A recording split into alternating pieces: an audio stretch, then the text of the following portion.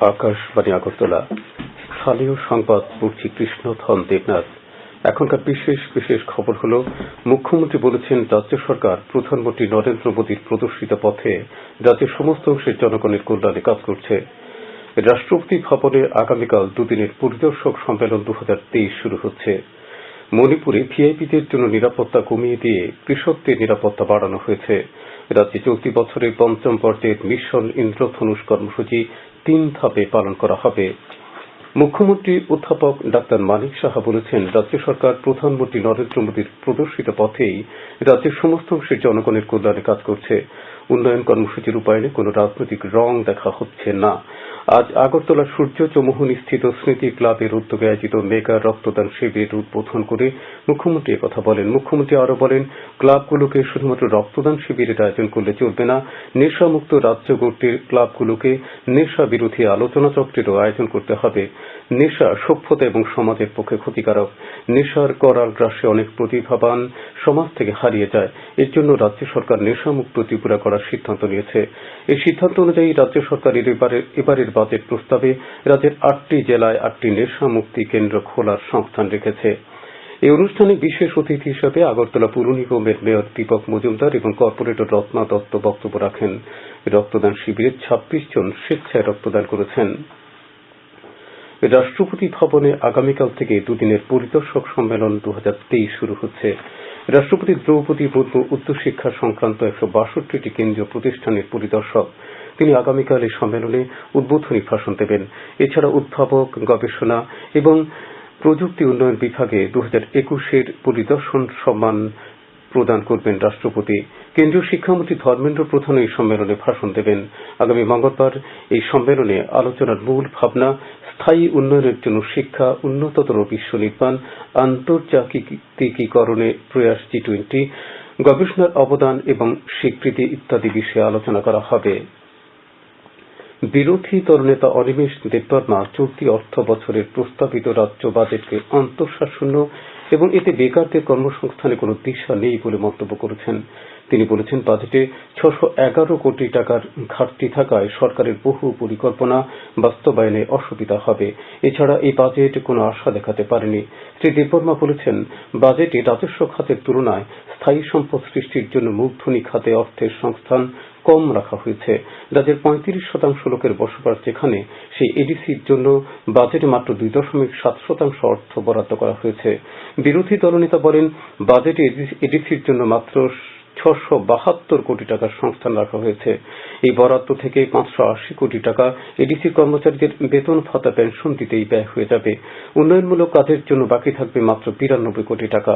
এই সাংবাদিক সম্মেলনে তিনি গত অধিবেশনে বিজেপি দলের বিধায়ক যাদবলাল নাথের ঘটনার উল্লেখ করে সরকারের এবং বিধানসভার অধ্যক্ষের ভূমিকার সমালোচনা করেন। এদিকে দুদিন বিরতির পর রাজ্য বিধানসভার অধিবেশনের দ্বিতীয় দিনের সভা আগামীকাল সকাল 11টায় শুরু হচ্ছে। বিধানসভার সচিবালয় সূত্রে আজ এই খবর জানা গেছে। উমাপদ বর্মন অঞ্জলি বর্মন চ্যারিটেবল ট্রাস্টের উদ্যোগে আজ আগরতলার মুক্তধারা প্রেক্ষাগৃহে 50 জন দুস্থ মেধাবী ছাত্রছাত্রীকে এককালীন আর্থিক সাহায্য প্রদান করা হয়। এ উপলক্ষে আয়োজিত অনুষ্ঠানে উপস্থিত ছিলেন প্রাক্তন মুখ্যমন্ত্রী মানিক সরকার, সাহিত্যিক মানস দেববর্মন, শিক্ষাবিদ আলপনা সেনগুপ্ত, ট্রাস্টের সভাপতি ড সমর দাস প্রমুখ। প্রাক্তন মুখ্যমন্ত্রী এই ধরনের উদ্যোগের প্রশংসা করে বলেন, মা বাবার স্মৃতিকে ধরে রাখার জন্য তাদের সন্তান পুরুষোত্তম রায় বর্মনরা যে উদ্যোগ গ্রহণ করেছেন, এই ধরনের প্রয়াসে অন্যদেরও এগিয়ে আসা উচিত। এই অনুষ্ঠানে প্রয়াত শিক্ষাব্রতী চন্দ্রোদয় বর্মনের পরিবারের পক্ষ থেকে আরো 10 জনকে আর্থিক সাহায্য প্রদান করায় প্রাক্তন মুখ্যমন্ত্রী তার ভূয়সী প্রশংসা করেন। শ্রী সরকার ছাত্রছাত্রীদের উদ্দেশ্যে বলেন, জীবনে প্রতিষ্ঠিত হয়ে যাবার পর আত্মকেন্দ্রিক হয়ে পড়লে চলবে না, সমাজের প্রতি দায়বদ্ধ থাকতে হবে এবং অন্যায় ঘটলে তার প্রতিকারে অংশ নিতে হবে। এই অনুষ্ঠানে নির্বাচিত দুস্থ মেধাবী প্রত্যেক ছাত্রছাত্রীকে 5,000 টাকা করে সাহায্য প্রদান করা হয়। তপশিলি জাতি কল্যাণ মন্ত্রী সুধাংশু দাস বলেছেন, জীবনে সফল হতে হলে প্রয়োজন ইতিবাচক মানসিকতা, সততা, আত্মোৎসর্গতা এবং নিয়মানুবর্তিতা। শিক্ষার্থীদের মনীষী ও মহাপুরুষদের জীবনী ও বাণী অনুসরণ করে সুশিক্ষিত হতে হবে। আজ দুপুরে ঊনকোটি জেলার ফটিকরা নজরুল কলা কেন্দ্রে সংশ্লিষ্ট বিধানসভা কেন্দ্রের বিভিন্ন বিদ্যালয় থেকে মাধ্যমিক ও উচ্চ মাধ্যমিক পরীক্ষায় প্রথম ও দ্বিতীয় বিভাগে উত্তীর্ণদের সংবর্ধনা জ্ঞাপন অনুষ্ঠানে তিনি কথা বলেন। এখানে মোট ৬৪৫ জন মেধাবী ছাত্রছাত্রীকে সংবর্ধনা জানানো হয়। এই অনুষ্ঠানে বক্তব্য রাখেন ঊনকোটি জেলা পরিষদের সভাধিপতি অমলেন্দু দাস, ফটিকরা আম্বেদকর কলেজের অধ্যক্ষ ড সুব্রত শর্মা, শিক্ষাপ্রতি মৃণাল কান্তি তরফদার প্রমুখ। পৌরোহিত্য করেন ঊনকোটি জেলা পরিষদের শিক্ষা বিষয়ক স্থায়ী কমিটির সভাপতি নীলকান্ত সিনহা।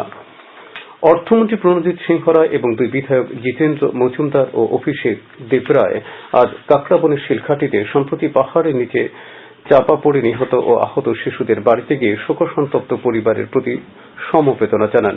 রাজ্যের মুখ্যমন্ত্রী মানিক সাহার উদ্যোগে মুখ্যমন্ত্রী সহায়তা প্রকল্পে মৃতের পরিবারের হাতে ৪৫,০০০ টাকা এবং অপর আহত চিকিৎসাধীন শিশুর পরিবারের হাতে অর্থরাশি তুলে দেন মন্ত্রী শ্রী সিংহ। আপনারা খবর শুনছেন আকাশবাণীর আগরতলা কেন্দ্র থেকে। মণিপুরে ভিআইপিদের জন্য নিরাপত্তা কমিয়ে কৃষকদের নিরাপত্তা বাড়ানো হয়েছে। মণিপুর পুলিশের আইজি আইকি মুইফা জানান, রাজ্যে চলমান সহিংসতার পরিপ্রেক্ষিতে মন্ত্রী, ভিআইপি এবং বিধায়কদের নিরাপত্তা কমিয়ে দেওয়া হয়েছে। পরিবর্তে কৃষিকাজের সময় কৃষকদের পাহারা দিতে ব্যবহার করা হবে নিরাপত্তা কর্মীদের। তিনি বলেন, প্রায় ২ মাস ব্যাপী সহিংসতার জেরে রাজ্যে কৃষিকাজে ব্যাঘাত সৃষ্টি হচ্ছে, তাই এই সিদ্ধান্ত নিয়েছে সরকার। আইজিপি আরো বলেন, নিরাপত্তা বাহিনী শুধুমাত্র কৃষকদের তাদের দৈনন্দিন কৃষিকাজ করার ক্ষেত্রেই সুরক্ষা দেবে। এর জন্য কৃষকদের নিজ নিজ জেলার পুলিশ সুপারের কাছে যোগাযোগ করতে হবে। এদিকে প্রায় ৬৩ দিন যাবৎ চলতে থাকা ইন্টারনেট পরিষেবা নিষেধাজ্ঞা আংশিক প্রত্যাহার করতে রাজ্য সরকারকে অন্তর্বর্তী নির্দেশ দিয়েছে মণিপুর হাইকোর্ট। রাজ্যে চলতি বছরে পঞ্চম পর্যায়ের মিশন ইন্দ্রধনুষ কর্মসূচি ৩ ধাপে পালন করা হবে। প্রথম ধাপ হবে ৭ থেকে ১২ই আগস্ট, দ্বিতীয় ধাপ হবে ১১ থেকে ১৬ই সেপ্টেম্বর এবং তৃতীয় ধাপ হবে ৯ থেকে ১৪ই অক্টোবর। রাজ্যের সমস্ত জেলায় জন্ম থেকে ৫ বছর বয়স পর্যন্ত যেসব শিশুরা নিয়মিত টিকাকরণের আওতায় টিকা নেয়নি সেই সব শিশুদের টিকা দেওয়া হবে এবং এই কর্মসূচিতে গর্ভবতী মহিলা যারা নির্ধারিত টিকার ডোজ নেননি তাদের টিকা দেওয়া হবে। স্বাস্থ্য দপ্তর সূত্রে আজ এই খবর জানা গেছে। বিজেপির উদ্যোগে আজ ধনপুর বিধানসভা কেন্দ্রের ৫৯টি বুথে মহা জনসম্পর্ক অভিযান করা হয়।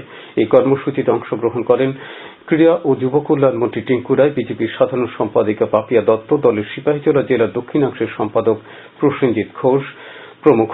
তারা কেন্দ্রীয় সরকার এবং রাজ্য সরকারের বিভিন্ন উন্নয়নমূলক প্রকল্প সম্পর্কে জনগণকে অবহিত করেন। কৈলাসহরের হীরাছড়া অঙ্গনওয়াড়ি কেন্দ্র প্রাঙ্গণে আজ স্বাস্থ্য পরীক্ষা শিবির অনুষ্ঠিত হয়। এছাড়া ছিল রক্তের হিমোগ্লোবিন পরীক্ষার ব্যবস্থাও। ভারত বিকাশ পরিষদের উদ্যোগে এবং কৈলাসহরের সুসংহত আয়ুষ হাসপাতালের সহযোগিতায় এই শিবিরটি আয়োজিত হয়। শিবিরের উদ্বোধন করেন কৈলাসহর পুর পরিষদের চেয়ারপারসন চপলা রানী দেবরায়। আয়ুষ হাসপাতালের ভারপ্রাপ্ত চিকিৎসক ডাক্তার নিমন চাকমা জানান, আজ ১৫০ শতাধিক রোগী স্বাস্থ্য পরিষেবার সুযোগ গ্রহণ করেন। ৫০ জনের হিমোগ্লোবিন পরীক্ষা করা হয়। প্রাণী সম্পদ বিকাশ দপ্তরের মন্ত্রী সুধাংশু দাসকে আজ বিকেলে ঊনকোটি জেলার ফটিকরা এক অনুষ্ঠানের মধ্য দিয়ে সংবর্ধনা জানানো হয়। বৈদিক ব্রাহ্মণ মন্ডলীর পক্ষ থেকে এই সংবর্ধনা অনুষ্ঠানের আয়োজন করা হয়।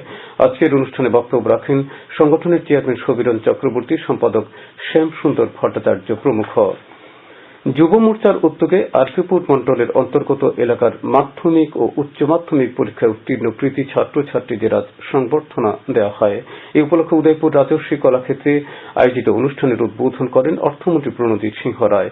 এই অনুষ্ঠানে উপস্থিত ছিলেন উদয়পুর পুর পরিষদের চেয়ারম্যান শীতল চন্দ্র মজুমদার, বিজেপির প্রদেশ কমিটির অন্যতম সদস্য সমীর চক্রবর্তী, আরপিপুর মন্ডল সভাপতি প্রবীর দাস প্রমুখ।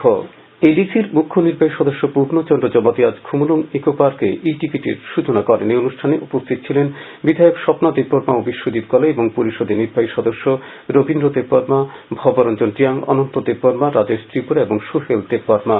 ত্রিপুরা ফুটবল অ্যাসোসিয়েশন পরিচালিত ঘরোয়া দ্বিতীয় ডিভিশন লীগ ফুটবল প্রতিযোগিতার আজকের খেলায় 9 বুলেটস ক্লাব জয়লাভ করেছে। উমাকান্ত মিনি স্টেডিয়ামে অনুষ্ঠিত খেলায় বিজয়ী দল ৪-০ গোলে ভারতরত্ন সংঘকে পরাজিত করে। বিজয়ী 9 বুলেটস ক্লাবের পক্ষে লালমুন পনিয়া, রাজীব সাধন জমাতিয়া, পহর জমাতিয়া ও লালটিন তুলুঙ্গা একটি করে গোল করে। আগামীকাল আকাশ আংশিক মেঘাচ্ছন্ন থাকবে। কিছু কিছু জায়গায় বজ্রবিদ্যুৎ সহ বৃষ্টিপাতের সম্ভাবনা রয়েছে। তাপমাত্রা সর্বোচ্চ 32 ডিগ্রি এবং সর্বনিম্ন 26 ডিগ্রি সেলসিয়াসের কাছাকাছি থাকবে। আগামী 24 ঘন্টায় দক্ষিণ জেলায় বিক্ষিপ্তভাবে ভারী বর্ষণের সতর্কতা জারি করা হয়েছে। এছাড়া রাজ্যের সব জেলায় বিক্ষিপ্তভাবে বজ্রবিদ্যুৎ সহ বৃষ্টিপাতেরও সতর্কতা রয়েছে। সবশেষে বিশেষ খবর আরেকবার পড়ছি। মুখ্যমন্ত্রী বলেছেন, রাজ্য সরকার প্রধানমন্ত্রী নরেন্দ্র মোদীর প্রদর্শিত পথেই রাজ্যের সমস্ত অংশের জনগণের কল্যাণে কাজ করছে। রাষ্ট্রপতি ভবনে আগামীকাল দুদিনের পরিদর্শক সম্মেলন 2023 শুরু হচ্ছে। মণিপুরে ভিআইপিদের জন্য নিরাপত্তা কমিয়ে দিয়ে কৃষকদের নিরাপত্তা বাড়ানো হয়েছে। রাজ্যে চলতি বছরের ৫ম পর্যায়ের ইন্দ্রধনুষ কর্মসূচি 3 ধাপে পালন করা হবে।